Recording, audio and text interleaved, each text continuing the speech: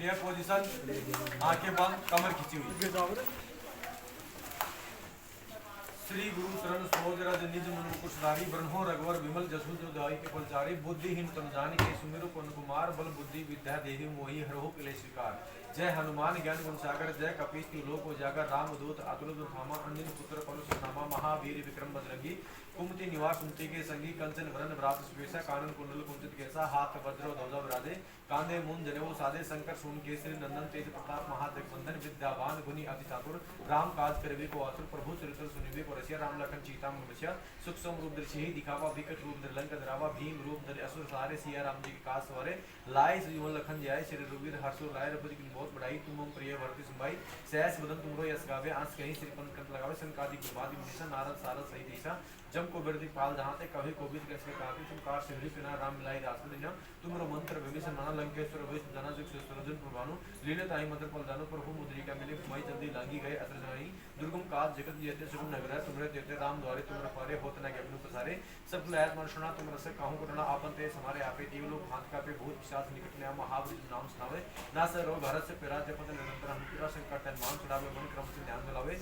सब पर राम तपस्वी राजा, तिनके काज से तुम साजा और मनोरथ जो बोलावे, सोई अमित जीवन को पावे, चारों जुग प्रताप तुम्हारा है, प्रसिद्ध जगत निराला, साधु संत के तुम रखवारे, अश्विन के राम दरावे, अष्ट सिद्धि नौ निधि तथा असवर दीन जान की माता, तुमरे वचन राम को पावे, जन्म जन्म के दुख बिसरावे, अंत काल रघुपुर जाई, जहां जन्म मत कही, और देवता सुन करी, हनुमत सही सो सुख भई, संकट कटा मिटा सब परा, जो सुमरे हनुमत मिल, जय जय जय हनुमान गोसाई, कृपा गुरुदेव के नहीं, जो सतवार पाठ कोई छुट्टी बंदी मास होई, जो पटाए हनुमान चालीसा होई, सिद्धि साखी पुरीसा, निकल अरदास हरि चेरा कीजे नाथ अतव जरा, पौने तन संकट हरन मंगल मूर्ति रूप, राम लखन सीता सहित हृदय सुरु, सिया रामचंद्र की जय।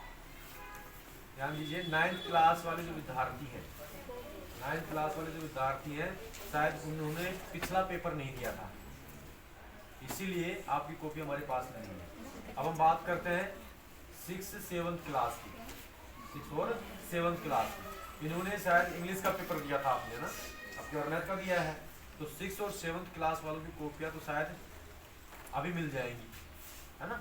6th और 7th क्लास की जो कॉपियाँ हैं, तो आप पासबुक वगैरह लेके आए हो आपकी, क्योंकि क्या है कि हम कॉपी जांच करते हैं तो हमारे पास में प्रॉपर रूप से क्वेश्चन आंसर नहीं रह पाते, क्योंकि क्या तो हमें बुक चाहिए या फिर पासबुक चाहिए, तभी तो हम ठीक प्रकार से जांच कर पाएंगे।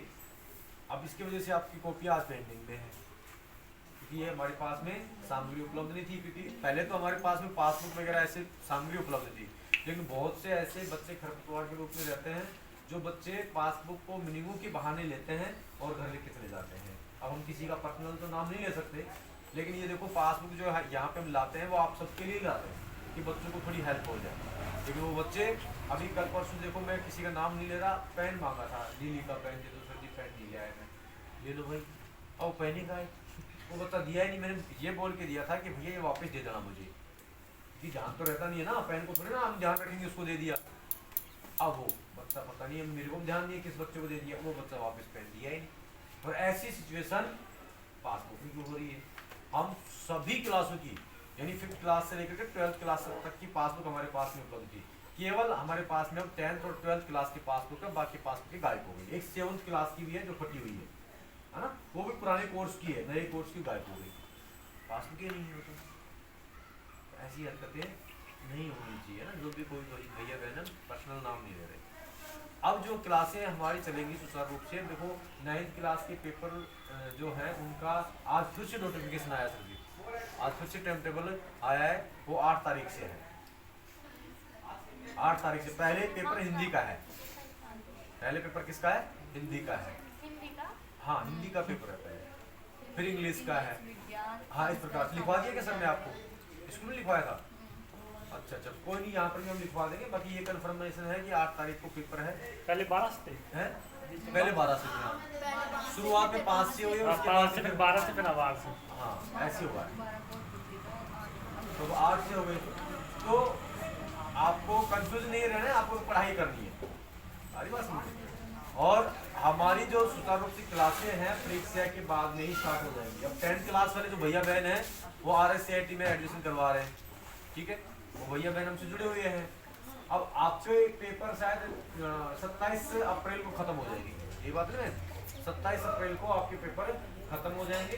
उसके बाद में 27 अप्रैल के, या फिर हम सोचते हैं कि अप्रैल मई, 1 मई से सुचारू रूप से आपकी क्लासेस स्टार्ट हो जाएगी। ये बार बार मैंने समझा दिया है। जो भैया बहन रेगुलर जुड़ रहा है उसकी फीस इस सत्र में जो हमारी 4000 रुपये है वही रहने वाली है, और जो नया भैया बहन आएगा उस भैया बहनों को नए जो फीस का शेड्यूल है उसके अनुसार ही एडमिशन दिया जाएगा। लेकिन आपका भी एडमिशन कभी रहेगा जब आप रेगुलरिटी जुड़े रहोगे।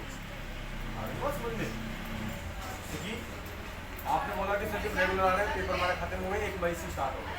अब 1 मई से आओगे लास्ट तक वही 4000 रुपये रहने वाले हैं। अब कई भैया बहन है जो 1 मई को नहीं आके जून जुलाई अगस्त तक आते हैं, और काफी भैया आए हुए हैं। भैया तू कब आया था? तो क्या नाम है, क्या नाम तुम्हारा, क्या नाम पूछ लिया? जितेंद्र। जितेंद्र, शायद तू अगस्त में या नवंबर में आया था ना, अक्टूबर नवंबर में। अक्टूबर नवंबर में आया तो जिसकी 4000 रुपये फीस है, 4000 रुपये जमा करवाई तो ने 4000 रुपये फीस दिया। और जो भैया बहन शुरू से आ रहे हैं, शुरू से आ रहे हैं, जैसे ये मीनू बहन कब आई थी आप? सर हाँ, शुरुआत से आ गई थी ना। हाँ, इसकी 4000 रुपये फीस। अब बताओ क्या अंतर क्या हो गया? कुछ नहीं हुआ ना।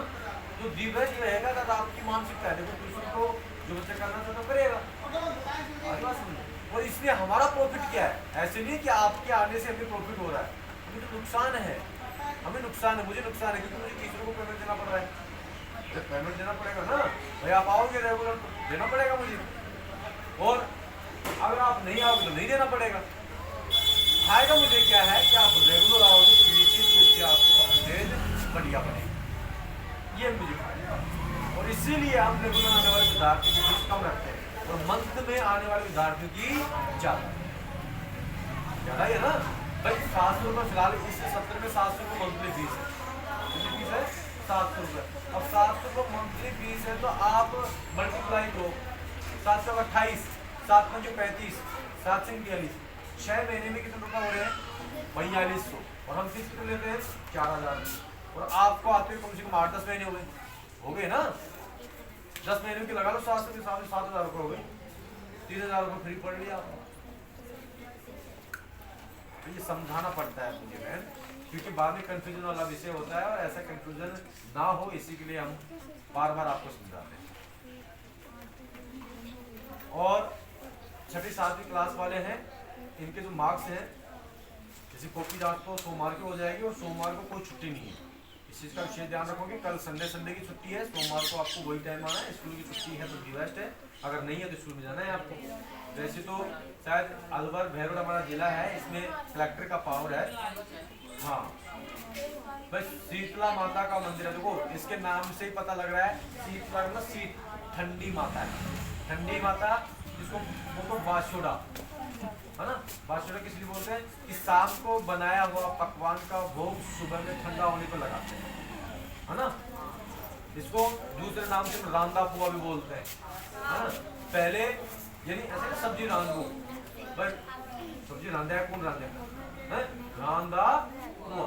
पुआ जैसे मालपुआ होता ना, ऐसे जैसे गुलगुला हम बनाते हैं तो मीठे होते हैं ना, वो गुलगुलों को ऐसे डाल देते हैं कि नहीं।